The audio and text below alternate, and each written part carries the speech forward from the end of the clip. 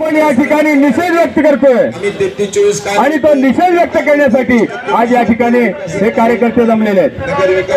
30 तारखेला तुमच्याकडे कार्यकर्ते हजर होतीलच।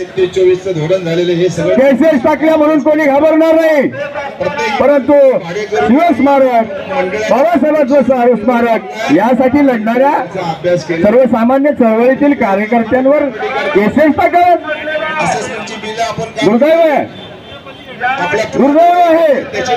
महत्वाची गोष्ट या दोन्ही स्मारकांसाठी संघर्ष करावा लागतो, मैदानात यावं लागतं, हे देखील दुर्दैव आहे। आपण ही संधी दिलीच कारण आपली मानसिकता नाहीये, आपली इच्छाशक्ती नाहीये। शिवस्मारक करू, आज या ठिकाणी भीमस्मारक करू असं म्हणत 5, 10, 15 वर्ष सत्ता जिंकण्याचा काही